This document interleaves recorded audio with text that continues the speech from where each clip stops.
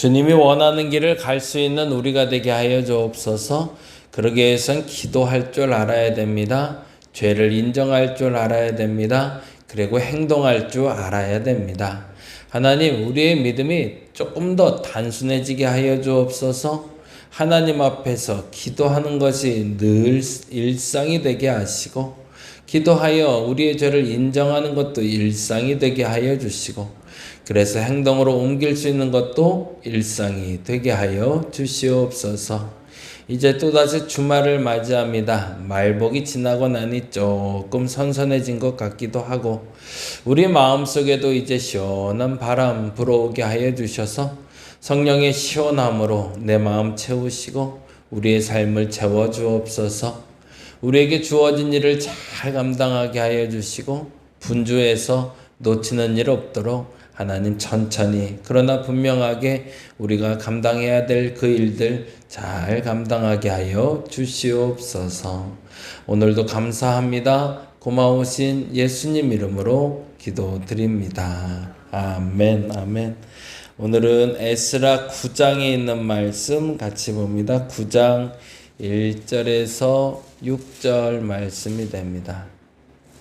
9장 1절에서 6절 우리 같이 한 목소리로 천천히 읽겠습니다.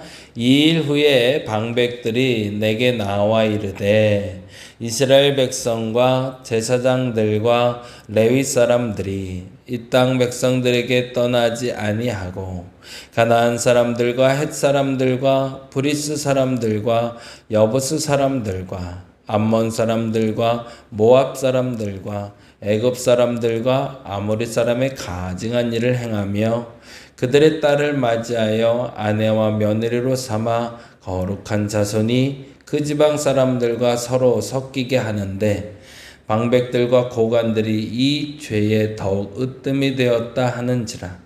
내가 이 일을 듣고 속옷과 겉옷을 찢고 머리털과 수염을 뜯으며 기가 막혀 앉아 있으니 이에 이스라엘 하나님 말씀으로 말미암아 떠는 자가 사로잡혔던 이 사람들의 죄 때문에 다 내게로 모여오더라. 내가 저녁 제사 드릴 때까지 기가 막혀 앉았더니 저녁 제사 드릴 때에 내가 근심 중에 일어나서 속옷과 겉옷을 찢은 채 무릎을 꿇고 나의 하나님 여호와를 향하여 손을 들고 말하기를 나의 하나님이여 내가 부끄럽고 낯이 뜨거워서 감히 나의 하나님을 향하여 얼굴을 들지 못하오니 이는 우리 죄악이 많아 정수리에 넘치고 우리 허물이 커서 하늘에 미침이니이다. 아멘. 거기까지 봅니다.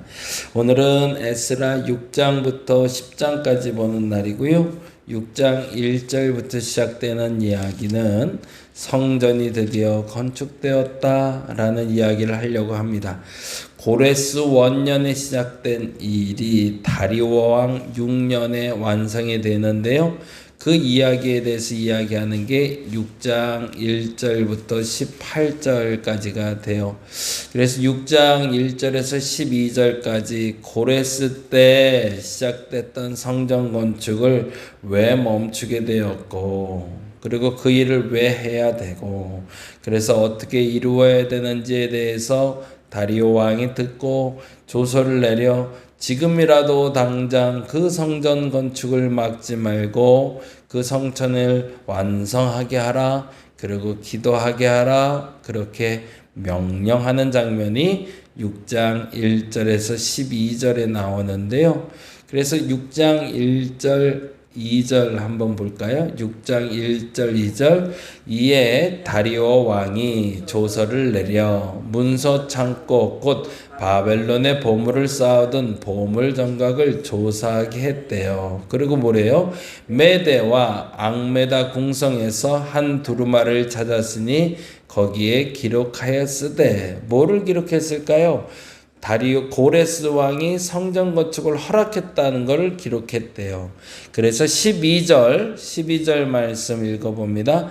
만일 왕들이나 백성이 이 명령을 변조하고 손을 들어 예루살렘 하나님의 성전을 헐진대 이 그곳에 이름을 두신 하나님이 그들을 멸하시기를 원하노라. 나 다리오가 조서를 내렸더니 신속히 행할지어다 하였더라 라고 얘기하며 다리오 왕이 성전 건축을 허락하였더라 라는 이야기를 기록하고 있습니다. 그리고 15절 볼까요? 15절 읽어봅니다.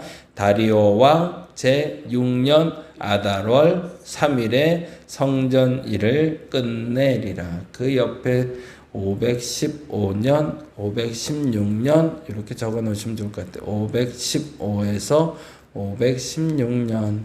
무슨 말이냐면 성전 건축이 끝난 날이 언젠가가 중요해서 그래요.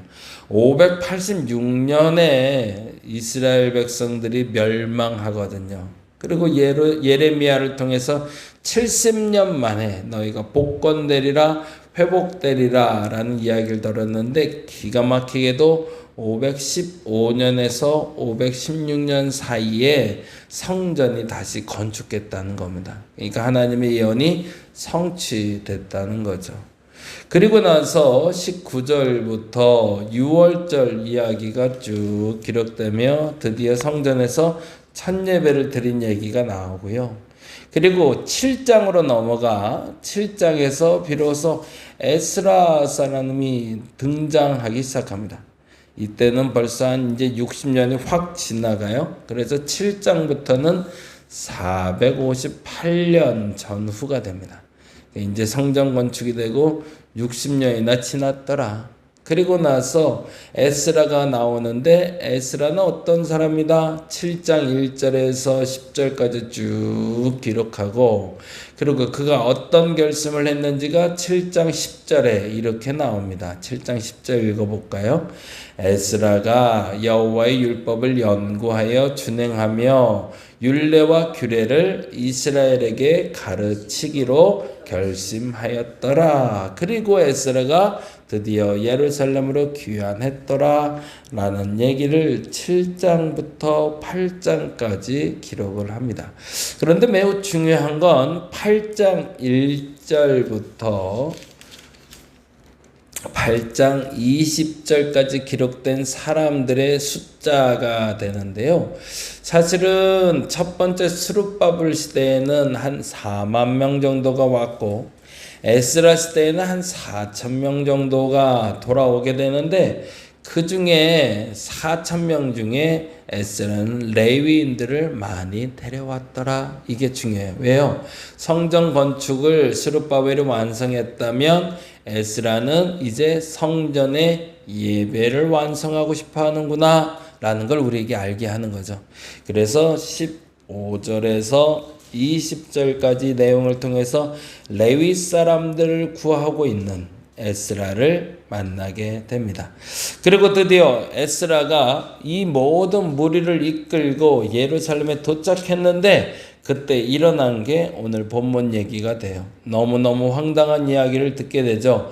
그게 9장 1절에서 2절까지 얘기가 됩니다. 같이 한번 읽어보죠. 9장 1절에서 2절 9장 1절 2절 읽어봅니다.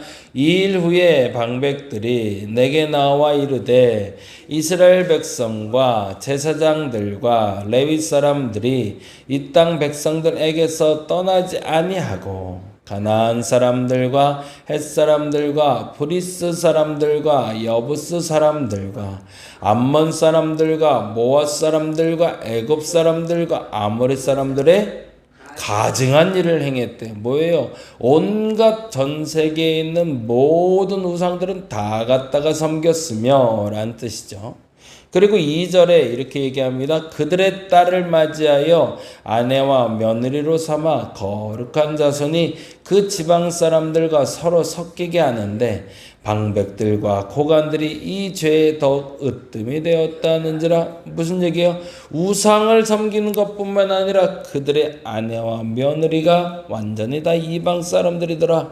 이게 말이 되냐? 근데 심지어 방백들과 고관들, 정치 지도자들과 높이 있는 사람들이 이 죄에 으뜸이 됐대요. 사방팔방에서 아내와 며느리를 이방 사람들로 삼았다는 거죠.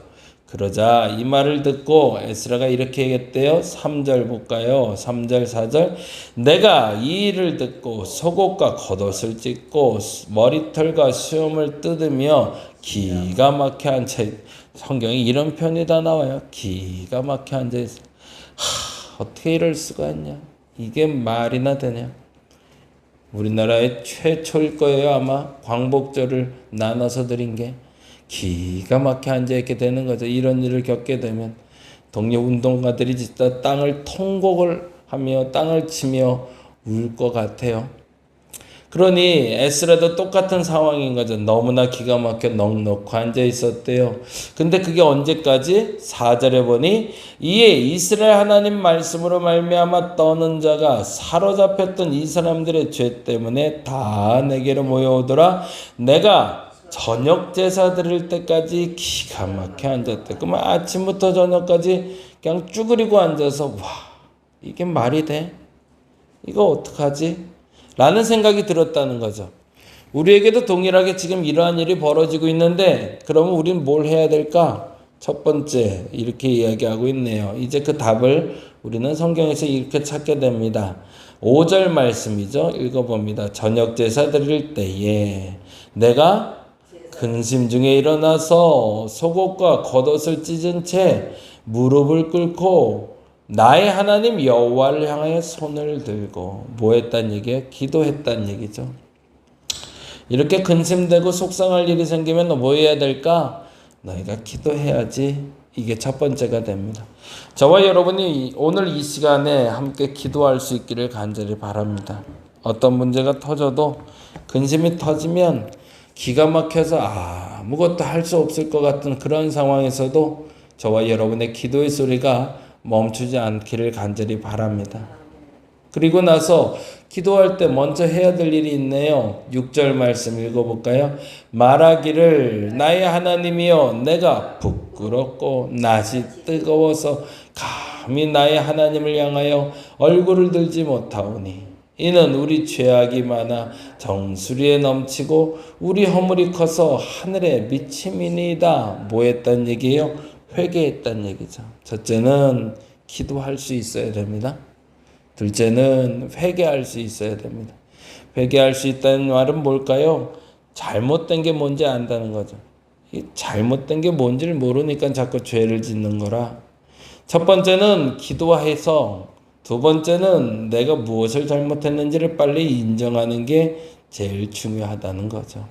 그리고 나서 10장에 비로소 더 중요한 얘기를 합니다. 같이 읽어볼까요? 10장 2절, 3절, 4절. 10장 2절, 3절, 4절 같이 읽어봅니다.